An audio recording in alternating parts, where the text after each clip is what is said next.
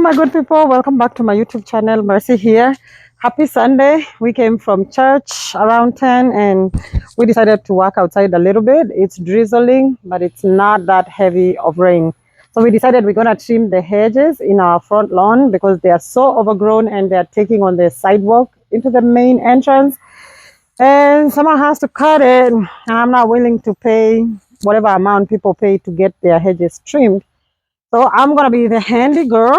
My husband is the handyman. All I need for today's work are my gloves and this type of rake because I'm going to be raking the leaves while he trims the hedges, and a wheelbarrow. So let's get to working. So since we are two of us, it should take us less than 20 minutes and we can get the work done. And when we go home, like go inside the house, we can just chill and feel like we did something and the day didn't just go to waste. Come with us and work. Seems like he's already been cutting, and all that I have to do is grab this and pull them over here. Pull them to the sidewalk and I will pick them up because I don't want them to dry up here. So we combed the hedge, so it's looking good. Yeah, I'll try my best to get everything, but whatever is left won't be that much.